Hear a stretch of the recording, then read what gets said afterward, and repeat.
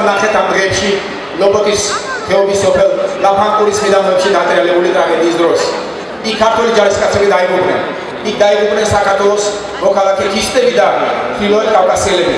ეს არ არის ქართული ოცნება. ასეთი არ შეიძლება ქართული ოცნება რომ იყოს.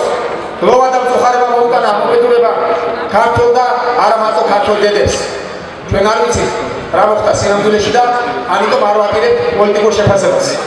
ის რაც ნამდვილად ვიცით ის არის რომ მოხდა შეეძინენ ადამიანები, ახალგაზრდები, თუ არ შეიძლებოდა მამის ქვეყნის გარეშე დამთავრება.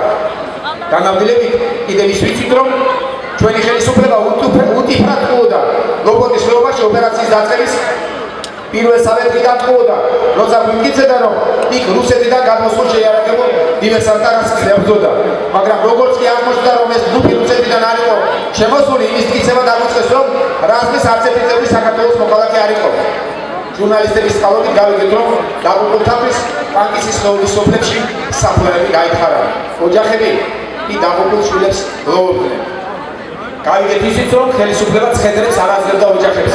ცხედრებით ევაჭებოდა ქისტებს.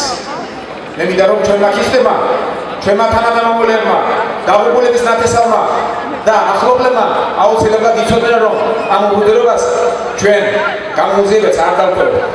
ყველაფერს გავარკვევთ და ვპირდებით ყველას რომ დამნაშავე არ დარჩება დაუშვიერი.